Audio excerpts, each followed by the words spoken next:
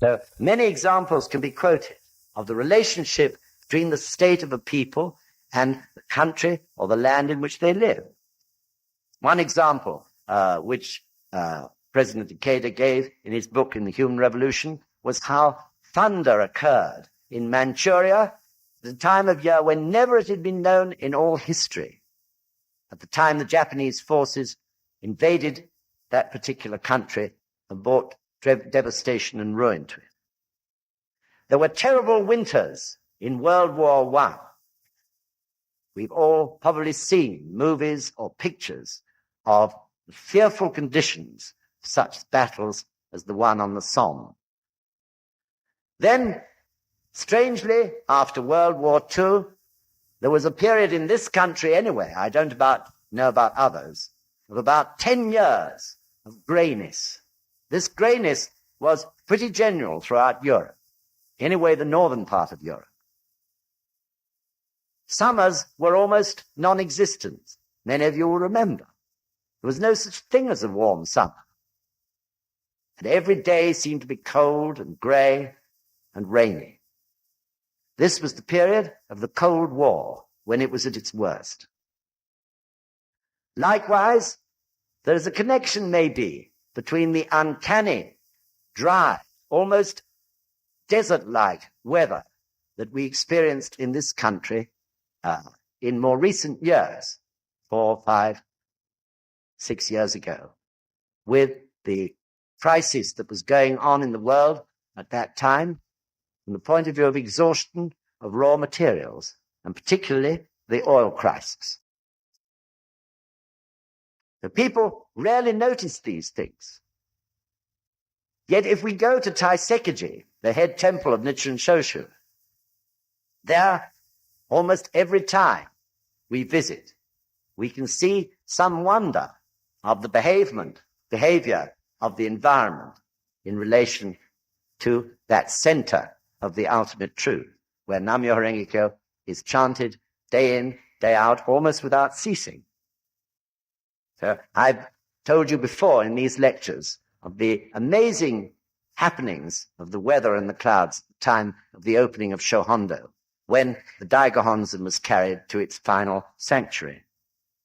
We are blind. This is the truth of it, isn't it, in this technological age. Our forebears of many hundreds of years ago understood something of this. Red Indians understood something of this. The people who are living in simple villages in the midst of Africa understand something of this. But we in these so-called civilized countries have forgotten it and become blind to it. We think and rely on our minds. Yet the truth is that if we only rely on our minds, on the mechanism of our thinking, we block wisdom from flowing through our lives. And the teaching of Nichiren Daishonin, of course, is based on opening up our lives, ceasing to worry and think and rely on the lesser ego and bring out wisdom from the depths. So Honen's reputation at this time was almost like Jesus Christ. He was almost a mythical, wondrous figure in Japan in those medieval times. He was already dead, and many were the legends about him. And it was these Nembutsu followers, believing in this man, who in fact, enraged by Nichiren Daishonin's Risho Ankokuron, which we're studying now, attacked his small cottage in Matsubagayatsu near Kamakura and tried to kill him. And many of the other persecutions that followed were instigated by them. So, of course, we've seen the same thing in history, in other people who were trying to do good.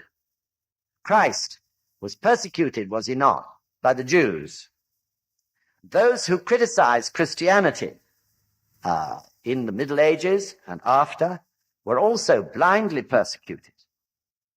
Such horrendous inventions as the Inquisition or burning people at the stake was all in the cause of obliterating those who dared to question something to do with the established religion of the day.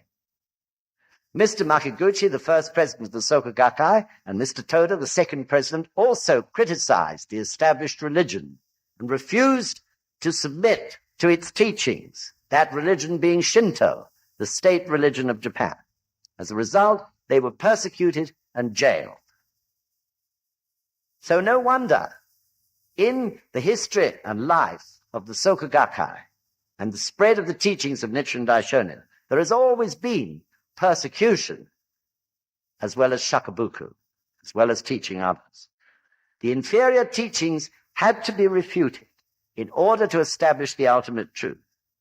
So these great men, Mr. Makiguchi, Mr. Toda, going back even down the line of high priest Nikko Shonin, who inherited the teachings from Nichiren Daishonin, these great men, through what they withstood, have sheltered us and enabled us to receive the Gohonzon in this day and age in far more peaceful circumstances than ever existed before.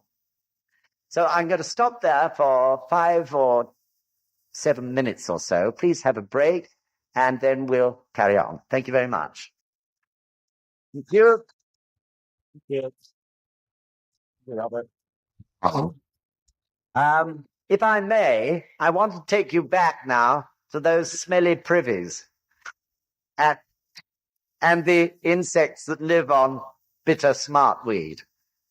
So it's probably the truth today, I believe, that wherever you look, whether in fields of society, whether in politics or economics or science or even in education, it all smells to one degree or another. And this is because, I think, man has had no rock or philosophy on which to really base his actions. And we all and our fellow neighbors and countrymen have grown apathetic about this situation. We've been living in it for such a long time now. We feel often nothing can be done about it. We get used to accepting it. And we just perhaps sometimes can't be bothered. This is the truth about society's reactions to the wrongs that we can see all around us. In the 3rd chapter of the Lotus Sutra, no less than 3,000 or so years ago, Shakyamuni said this: "They dwell in hell so long that they come to think it is natural as playing in a garden, and the other evil paths seem like their own home." This is a human tendency. So an amazing situation arises where those who try to change what smells are attacked generally by society because they disturb the status quo. And those who go with it are rewarded. So, for example, if you take a young teacher, he may passionately rebel against what he sees are the smells or the cause of the smells in the education system. And he tries to change it, or she tries to change it. And she fails, or he fails. Maybe they try again, and they fail. Maybe they try again, and they fail. And in the end, because they want the security of their job, or because they passionately believe in their role as teachers, no matter what, they have to give in. And of course, in the end, by the time middle age arrives, probably, they're living amidst the smell without even smelling it. I'm really looking forward to when our education group, our group of teachers and educators, which is still so small, but in perhaps 10, 15, 20 years' time, really begin, based on the sound philosophy of Nichiren Daishonin, to really move some form of change in the educational system as we see it today. So, of course, it's a human tendency to accept what we find around us, the established ways. However, thank goodness, there's always youth, young people. Always it's youth who try their best to seek something new or to change things that they believe to be wrong. Of course, they're not always right, but they have the driving force. Therefore, if properly directed by a sound and all-embracing philosophy and practice, they can follow the true way. So the driving force of any revolution, including religious revolutions, is usually young people. I want to look now at another passage on page 21, left-hand column. A man such as Honen is in truth the deadly enemy of the Buddhas and the scriptures, and the foe of sage monks and ordinary men and women alike. I hope you've all found that in the middle of the left-hand column. Can you read it again, Robert? A man such as Honen is in truth the deadly enemy of the Buddhas and the scriptures, and the foe of sage monks and ordinary men and women alike. In the end, all social problems, NIchiren Buddhism say, can be traced back to a religious source, to inferior or wrong philosophical or religious teachings. For example, maybe I mentioned it once before, the class struggle in this country and the evils of the class system have grown out of an authoritarian church. Their superior attitude going back to its earliest days towards those who were ordinary people. If you go to Fountain Abbey in Yorkshire, you can see the glory of the accommodation for the monks and the priests as against the lower orders or the ordinary people like us who lived in darkness below.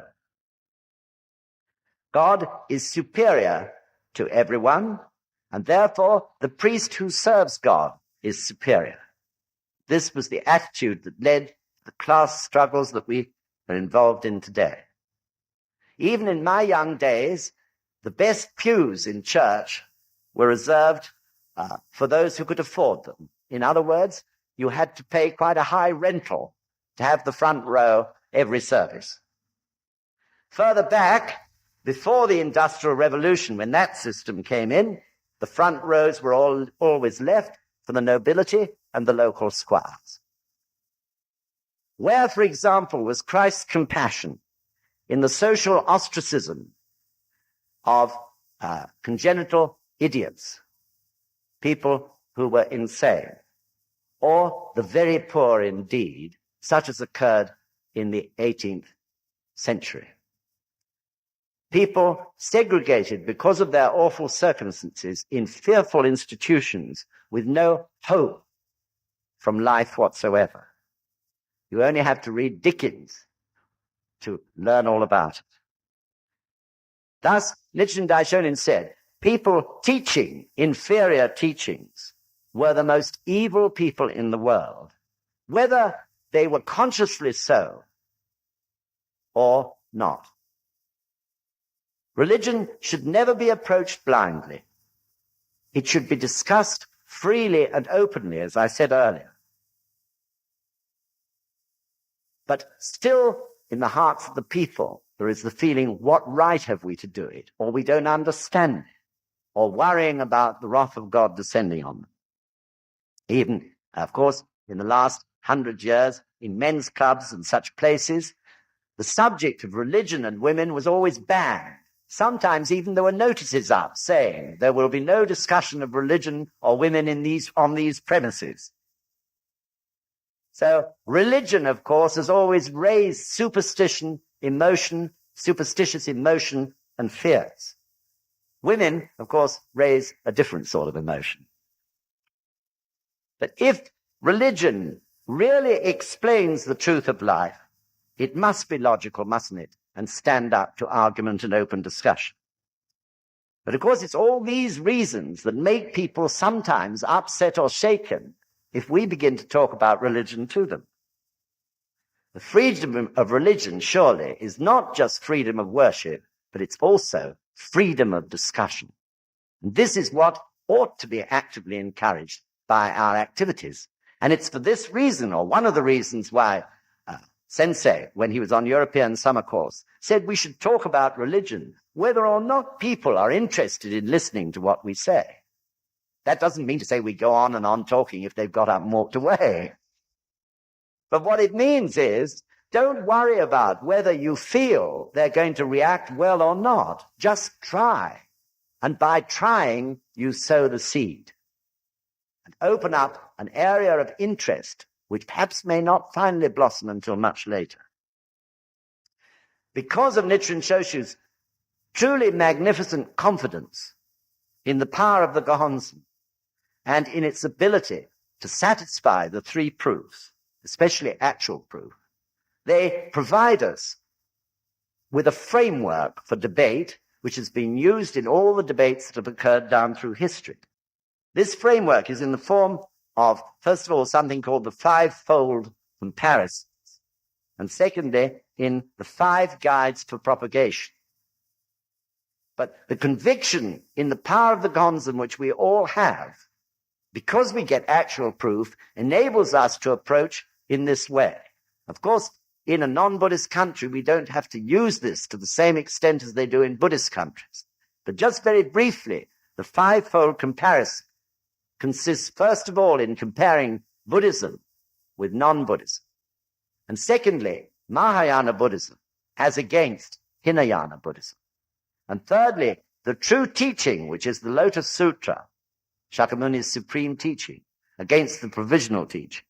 And fourthly, the essential teaching in the Lotus Sutra, which is the Juryo chapter, as against the theoretical chapters.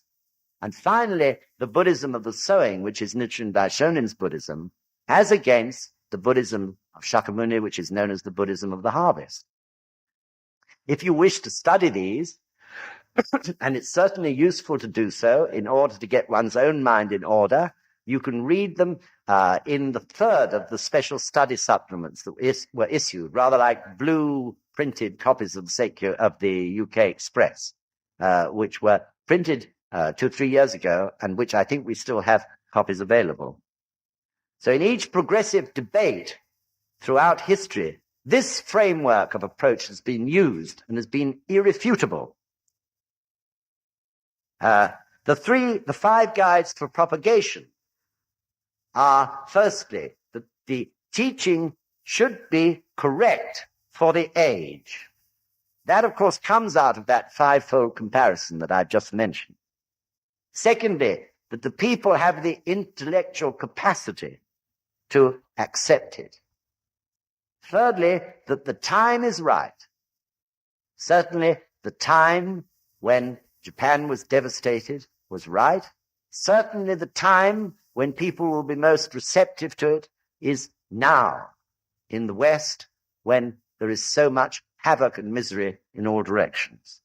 Fourthly, that the country or society should be considered in those teachings. In other words, teachings can be propagated in accordance with the culture of each country. And finally, that previous teaching should be understood so that it can be refuted in debate. So the confidence we have in the Gohonzon, which all the high priests have had down through the ages, has led to such a clear approach to what we call Shakabuku. Now, let's look at another sentence, which is on page 22, bottom of the first paragraph, or nearly the end of the first paragraph. Thus, China provided an earlier example of how Pure Land teachings brought about the fall of an emperor, and our own country offers similar proof. So here Nichiren Daishonin moves on from theoretical proof, and very briefly gives actual proof based on actual happenings in the history of China and Japan.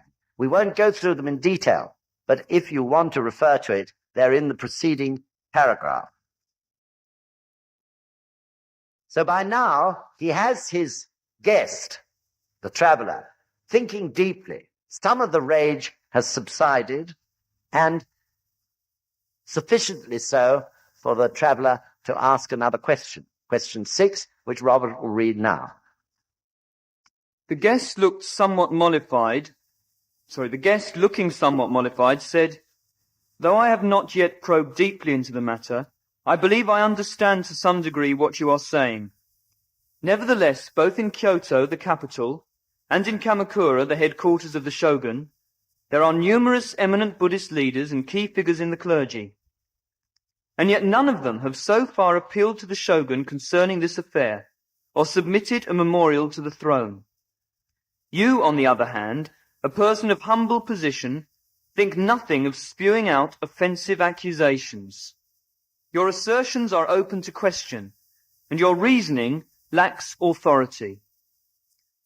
The host said, "Though I may be a person of little ability, I have reverently given myself to the study of the Mahayana.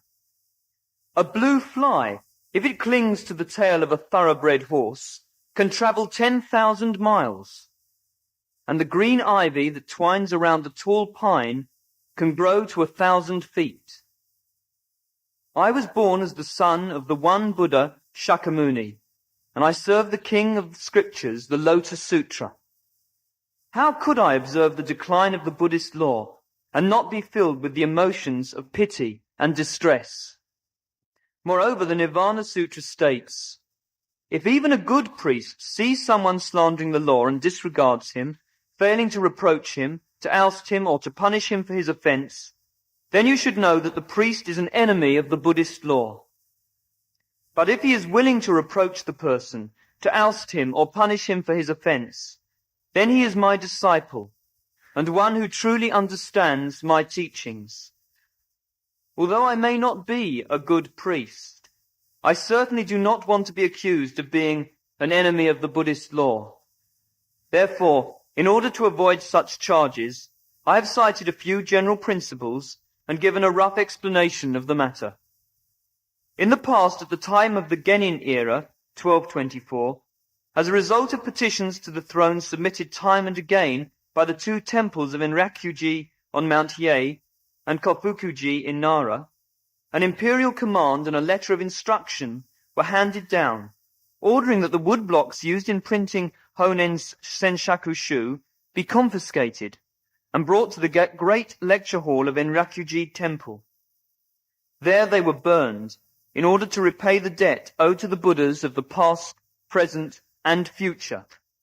In addition, orders were given that the menials who were attached to the Gion shrine should dig up and destroy Honen's grave in Kyoto. At this time, Honen's disciples Ryakin, Shoko, Jokaku, Sasho, and others were condemned to exile in distant regions, and for some time after they continued to remain out of favor with the government. In view of these facts, how can you say that no one has submitted a complaint to the authorities concerning these matters? So as you can see, despite all Nichiren Daishonen's arguments, the traveler is still at least sentimentally attached to the established order of things, in other words, the teaching of Nembutsu as founded by Honen. And of course, it is difficult for human beings to give up previous beliefs or established views. Some of us perhaps have found it difficult to cut attachment to Christianity, not because we believe in Christianity once we've embraced the Gohonzon, yet there are still sentimental ties. Perhaps people find they miss the services, the beauty of them, and the hymns. So that doesn't apply to me. Or perhaps the great buildings, the cathedrals and the churches. Perhaps it's because ever since they were little toddlers, they have said the Lord's Prayer at their mother's side. All sorts of sentimental reasons can make one cling to what is in fact not the ultimate truth, even though the ultimate truth is explained and known to you. Nichiren Daishonin also, to convince the traveler, explained that Honen had in fact already been rejected by the authorities of Japan in 1224. That was only 30 years before this thesis was written. Yet, in that 30 years, a 180-degree turn had been done, and people had embraced the Nembutsu, despite the explanations of its erroneous teachings 30 years before. Yet, in fact, Honen's disgrace was very complete. He was exiled. He was even given his name after death before he died, which was the ultimate disgrace. And after his death, his gravestone was destroyed, his body was dug up, and it was thrown into the sea. This was immediately after Honen died, only just 25 or 30 years before Nembutsu spread in those terrible times when Nichiren Daishonin was living. So the human being can be very fickle. I want to study now one paragraph right at the beginning of the answer, which is at the bottom of page 22, left-hand column. Page 22, left-hand column at the bottom. The host said, "Though I may be a person of little ability, I have reverently given myself to the study of the Mahayana. A blue fly, if it clings to the tail of a thoroughbred horse, can travel 10,000 miles. And the green ivy that twines around a tall pine can grow to 1,000 feet. It's very beautiful writing, isn't it? The Nichiren Daishonin compares himself there to the worst and most despised of all insects, that horrible blue fly that buzzes round the dustbin.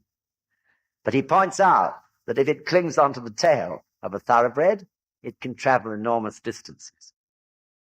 So, in saying that, Nichiren Daishonin, of course, is pointing out that you do not have to be of high social status in order to discover and teach the truth of life.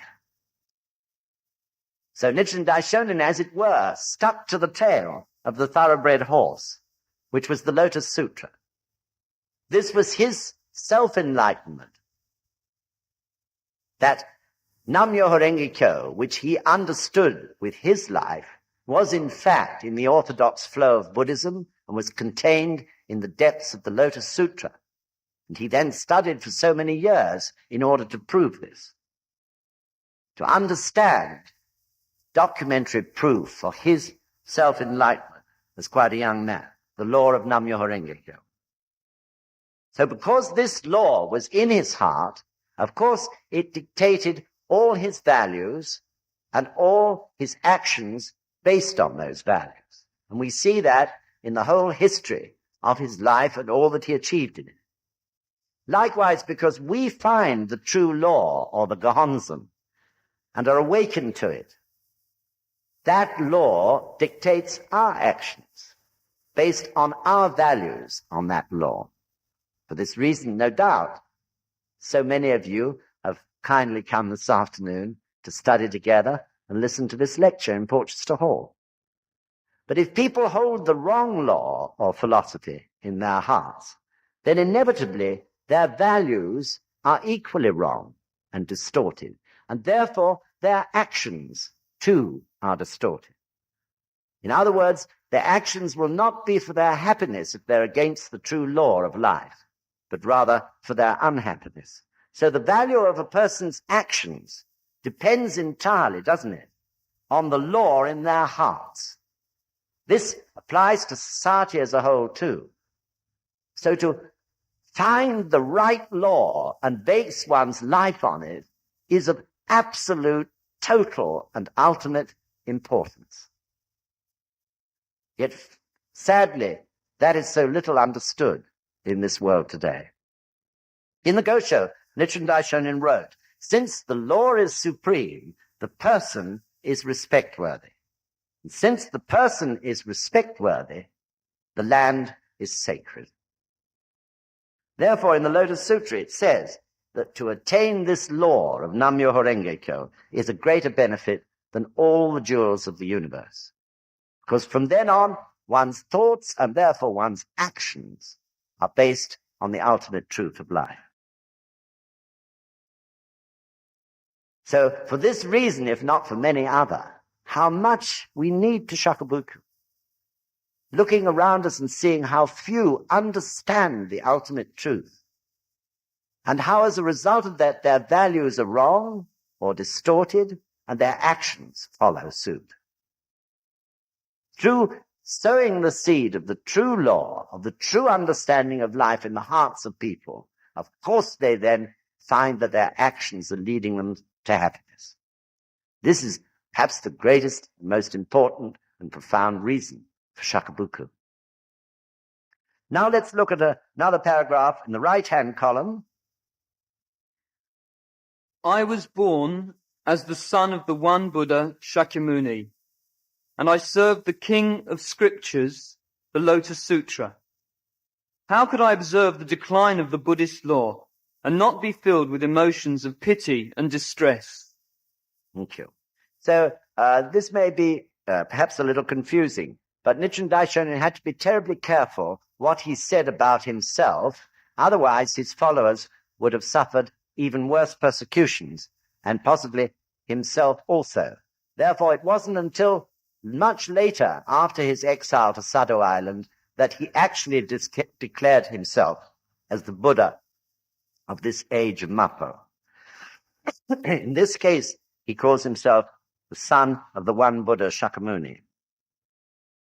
So if we have gratitude, which is what Nichiren Daishonin is referring to here, for all the benefits that we've gained since we started to practice, how can we honestly prevent ourselves from spreading those benefits to others and teaching others how to gain them themselves? Other people's sufferings surely must move us to do that. Sensei said, Shakabuku is proof of whether we are true disciples of Nichiren Daishonin and whether we really understand that we're bodhisattvas of the earth. This is the spirit, isn't it, of Fuji Shakushimyo. I've mentioned it before, but that phrase contained in the Jigage chapter of Gongyo. Fuji Shakushimyo, preceded by Ishin Yoken Butsu, Fuji Shakushimyo. We say it no less than 8 times a day in morning and evening prayer.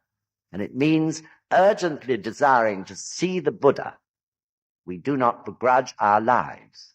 Urgently desiring to see the Buddha state rising in our life.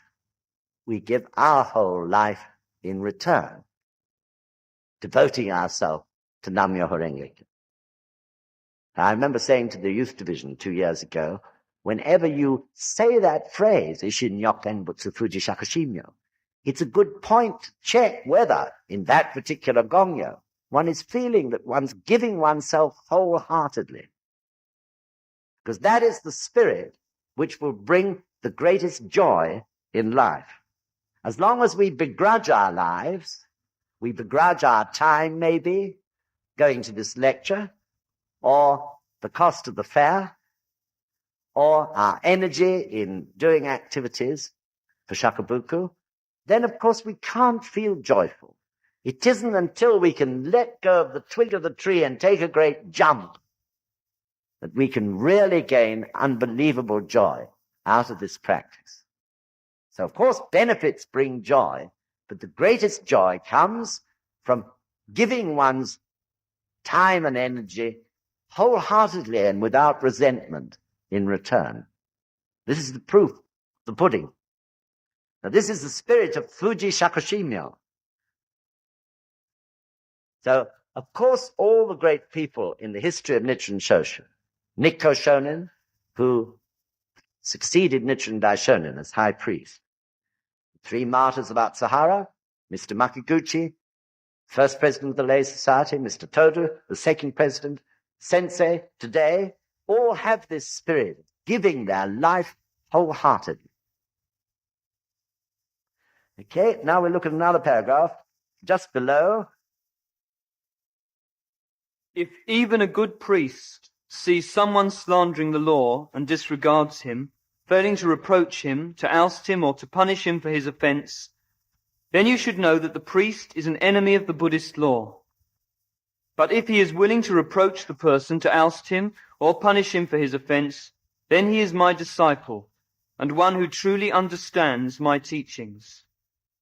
Very important point. This paragraph, which sounds so strict, yet is in the spirit of pure Buddhist mercy, or jihi, pure compassion. If someone slanders someone else who is actually embracing the true law or the Gohonzon, the Lotus Sutra actually says that sickness will occur in that slanderer in this life and heavy sickness in the next. This is in the light of cause and effect, of slandering the true law.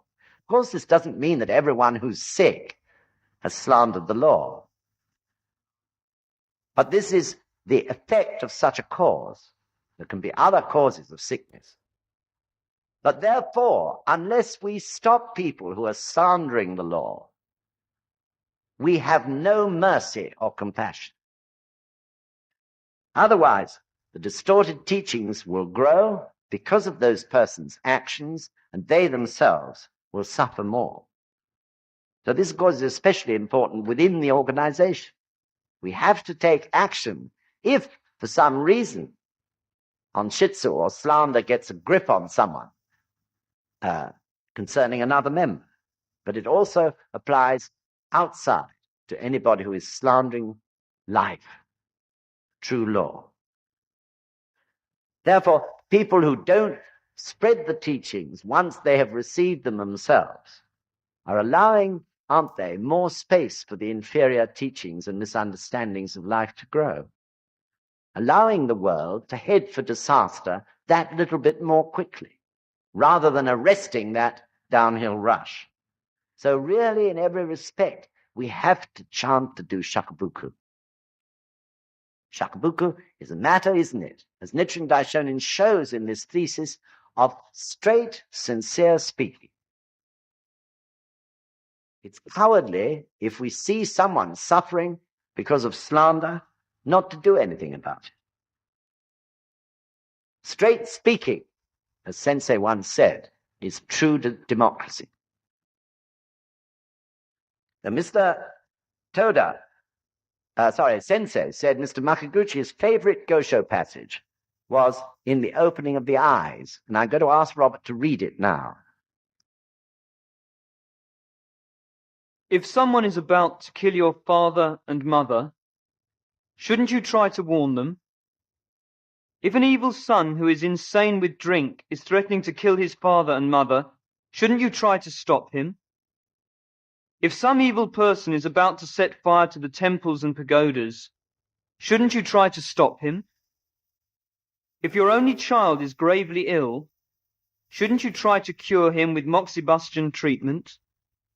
To fail to do so is to act like those people who do not try to put a stop to the Zen and Nembutsu followers in Japan.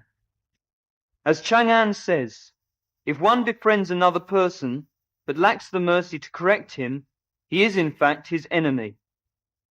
I, Nichiren, am sovereign, teacher, father and mother to all the people of Japan. But the men of the Tendai sect, who do not refute the heretical sects, are all great enemies of the people. As Chang'an has noted, he who makes it possible for an offender to rid himself of evil is acting like a parent to him.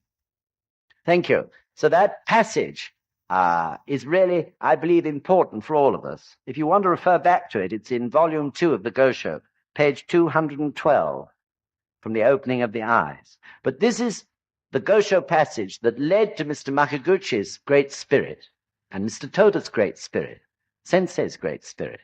And of course, it is in itself the spirit of Nichiren Daishonin.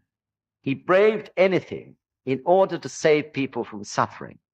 And his courage was truly incredible. Really, he was a lion, wasn't he, amongst men? So, in every sense, when we read such a passage and we see how Nichiren Daishonin lived it in every respect, our gratitude should be enormous. our gratitude for receiving the Gohonzon and all those who brought it to us. And in the case of those earlier days, braved incredible persecution.